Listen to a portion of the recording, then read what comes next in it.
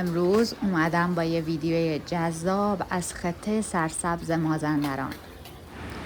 بریم حال و هوای مردم رو تو این تعطیلات آخر تابستون ببینیم و به نظر شما شمال مدرن یا شمال محلی با من همراه باشید که میخوام دو وجه زیبا از شمال رو بهتون نشون بدم. شمالی که مدرنیته شده به واسطه وجود توریست ها و شمال محلی خودمون.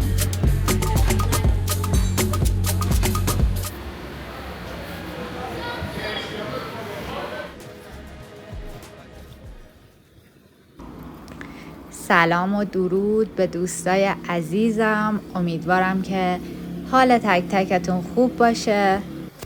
پیشنهاد میدم این ویدیو رو اصلا از دست ندید. امروز اومدم به یک جای زیبا، یک پرورش ماهی با آب چشمه تو دل جنگل که توسط یک خانواده محلی اداره میشه. همونطور که میدونید زنان و مردان شمالی جز زحمت کشترین افراد جامعه هستن.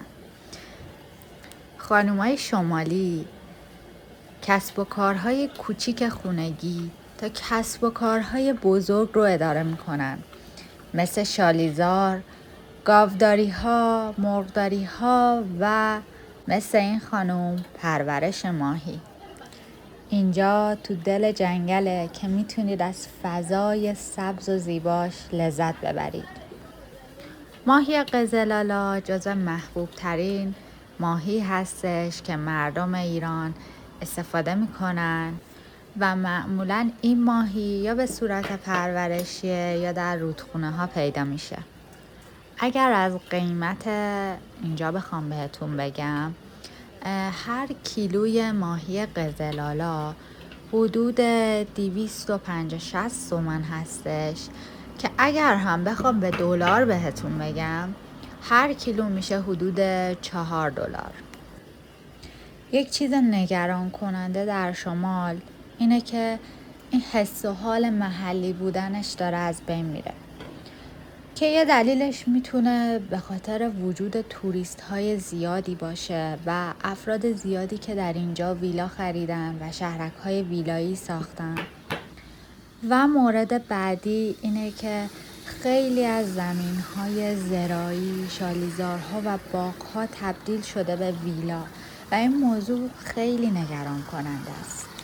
حتی به نظر من به خاطر وجود توریست ها و خرید ویلا در روستاهای شمال، افراد محلی اون فرهنگ اصیل خودشون رو از دست دادن و به سمت مدرنیته پیش رفتن. حتی توی پوشش خانوم ها و آقاهای روستایی هم میتونیم این رو ببینیم. دیگه خبری از اون لباس ها و دامن های چینی و زیبا نیستش. همه چی به سرعت به سمت مدرنیته پیش رفته و این به نظر من نگران کننده است. اگر هم بخوام راجع به کسب و کارهای خونگی بگم، مثلا خود همین خانوم در کنار کسب و کارش محصولات ارگانیک خونگی رو میفروشه، مثل روبنار و چیزای دیگه. یا خیلی خانوم ها تو روستا به عنوان مثال تخم مرغ محلی یا شیر ارگانیک گاو و ماست و کره و اینجور چیزا میفروشن که به نظرم یه منبع درآمد خیلی خوبیه. من از بدی و معضلات توریست گفتم، اما وجود توریست تو هر کجا میتونه فوایدی هم داشته باشه. با وجود توریست کسب و کارها رونق میگیره. چقدر خوبه که به عنوان توریست وقتی به اینجا سفر میکنیم به این کسب و کارها کمک کنیم، از محلی ها خرید کنیم و همچنین خودمون هم از این محصولات ارگانیک لذت ببریم. بریم با هم یه چرخی تو این روستا بزنیم، ببینیم کوچه خیابون‌ها چه حالی داره. البته اینجا به دلیل وجود این پرورش ماهی معروف تعداد زیادی توریست رو جذب خودش میکنه و رفت آمد خیلی زیاده. علاوه بر افراد محلی، افراد دیگه هم در اینجا خونه و زمین گرفتن که اینجا یکی از گرونترین منطقه های شمال به حساب میاد. همچنین خونه های وجود داره که پلاک یک جنگل هستن. خب میدونید که پلاک یک جنگل و پلاک یک آب جزو گرونترین ویلاها و زمینهای شمال هستن. برای خودم هم جالب شد که قیمت اینجا به چه شکله و طی پرسجوهایی که کردم ویلا یا زمین حدود 200-300 متری که پلاک یک جنگل و یا دریا هم باشه حدوداً 100 میلیارد تومان هستش که به دلار میشه 1,700,000 دلار. من تو این روستای زیبا توقعی که داشتم این بود که زنای روستایی جلوی در باشن، با هم صحبت کنن، یا مثلا درهای باز وجود داشت طی ذهنیت قبلی که من داشتم از روستا. اما همچین چیزی ندیدم که به نظرم به خاطر وجود افراد مختلف که اینجا زمین و ویلا خریدن امنیت اینجا رو به مخاطره انداخته. اگر از ساید دیگه‌ای هم بخوایم به قضیه نگاه کنیم، مدرنیته شدن اینجا، خب دنیا داره مدرنیته میشه و مدرنیته شدن اینجا هم پیرو تغییراتیه که در دنیا داره به وجود میاد. مثلا تا قبل از این رستوران‌های شیک و مدرن در اینجا وجود نداشت و الان تعداد زیادی رستوران و فست فود و مرکز خریدای خیلی لاکچری میتونید اینجا پیدا کنید که اکثر کارگرها و کارمندهاشون هم از خود همین افراد شمالی هستش که این خودش ایجاد یه فرصت شغلی خوب واسه محلیای خطه شمال هستش. در ادامه با من همراه باشید. میخوام چندین تا جای مدرن و لاکچری اینجا رو بهتون نشون بدم. رستوران هایی که پر از توریسته. توی ویدیوهای قبلیم هم از مرکز خریدهای لاکچری شمال براتون ویدیو گذاشتم. لینکشو میذارم توی دیسکریپشن. اگه دوست داشتید حتما یه سر بهش بزنید.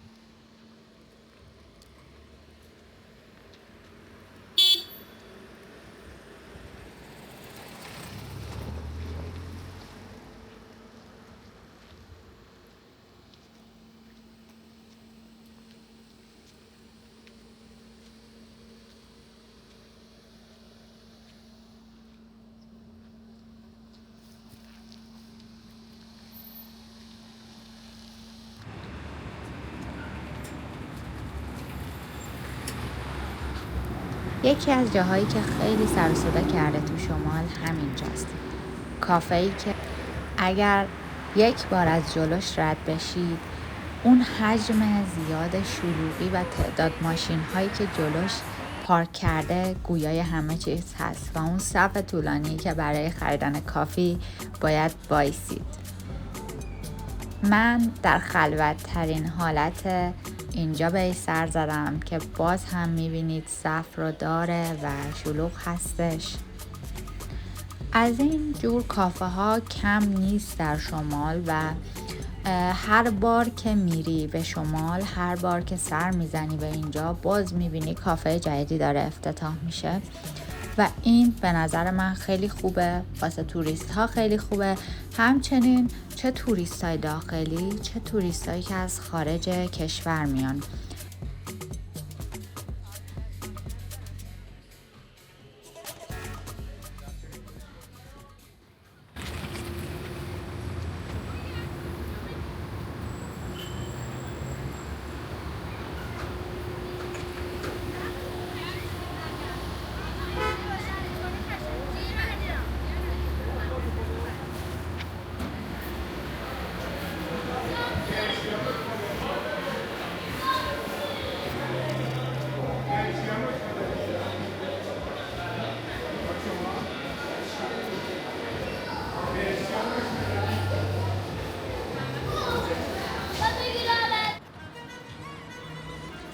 اینجا یکی از مدرن ترین و لوکس ترین کافه های شمال هستش که البته به نظر من قیمت خیلی بالایی داره روی همه محصولاتش. با این وجود خیلی شلوغ میشه.